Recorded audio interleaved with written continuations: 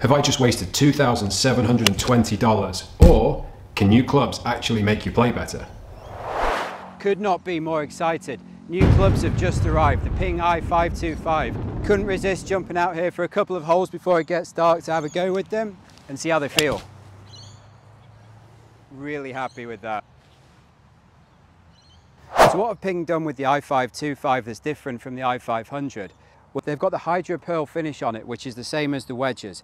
That's designed to help performance in the rain. I think it does work well on the wedges. On the club face, Micromax, they've gone for 4 more grooves on the face to help with the ball flight and to help avoid those flyers. And if you did play the i500s like I did, you'll know that they were prone every now and then to a flyer.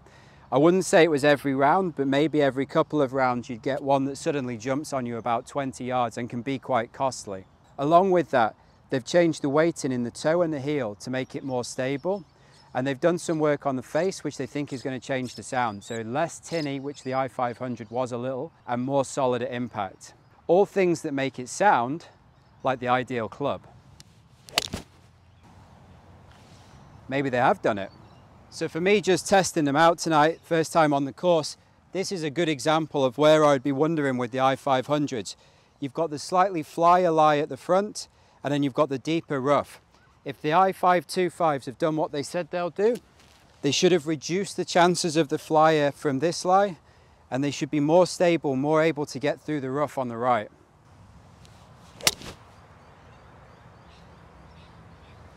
Straight at it. That looks close. That looks like it's got right back there. Not the fly, it felt solid. But can we get it out of the deeper rough? This is a heavy lie, it's been raining in Sydney a lot, so this isn't a pretty one. Well, I tugged that a little bit, but it has got there. It has got, looks like it's got pin high, just off the green to the left. So here we go as we get up to the green. We've got the ball out here on the left. That was the heavy rough. Now, admittedly, have not been my best shot, but it has got up there pretty close to pin high even with that said. And then the one that was in the classic flyer lie, perfectly pin high.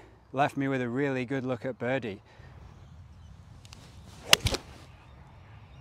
Really happy with that. Okay, both of these are at 7-iron distances, so we're just going to see if you can pick up any difference on the sound. Go with the i500 first.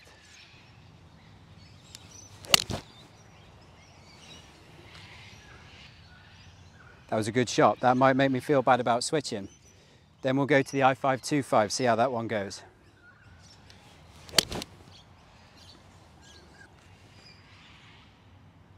Thankfully a good strike as well. For me, I can definitely tell a difference in the sound. Slightly more solid with the i525. So it's getting a bit dark out here, but my very first impressions, and it's literally just from playing a couple of holes with them. I thought the i500s were a great looking golf club, but they've definitely improved them. Really a big fan of the look of these golf clubs. They're a bit more like the i590s than the i500s. From a distance, they've still got that sort of blade look about them, which I think as a lower handicap players out there, they're gonna look for, but it does give them, in theory, the performance of a more game improvement type of iron. The next thing for me will be to get it onto the range and test the numbers, see how it compares against the i500s. Unfortunately, since filming that, I've had to do some home isolation, so that range session's become a session in the garden with the Mevo Plus.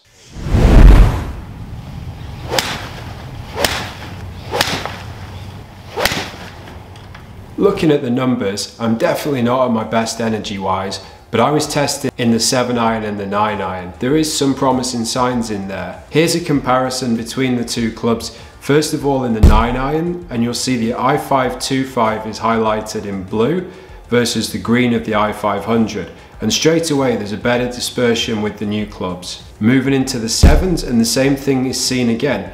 Blue for the i525, green for the i500s. Interesting, I actually caught one of those i500 flyers on the radar. You see the club speed doesn't change too much, but the spin number drops way down, and suddenly the ball jumps out there 20 odd yards further. That's something that you will see with that golf club from time to time on the golf course. With the numbers, and the 9-iron was pretty similar from both sets of clubs, other than the tighter dispersion for the i525s. in terms of the 7-irons, and once I removed that flyer from the records, it was just in favour of the i525. It was 2.5 miles an hour ball speed more, off pretty much the same swing speed, so that's a promising start. It was 200 RPM less on the newer clubs, and I was seeing on average 5 yards further with the 7-iron versus the i500 on the day. But interestingly, the distance that I was seeing was what I would normally hit with a 7-iron, so I don't know if health-wise plays part in that. I'm not really looking at these clubs for a lot of extra distance. It'd be nice if there is some, and we'll see over time. But what I am interested in is that dispersion. That's a good thing. And also if there can be the removal of the flyer. They're the things that are going to help performance. The sound and the look, they're a benefit for me. If you're interested in finding out more, the next video I release is going to be every shot of my first round with the new clubs on the course. So make sure you subscribed, tune in for that one, and you'll see how I get on.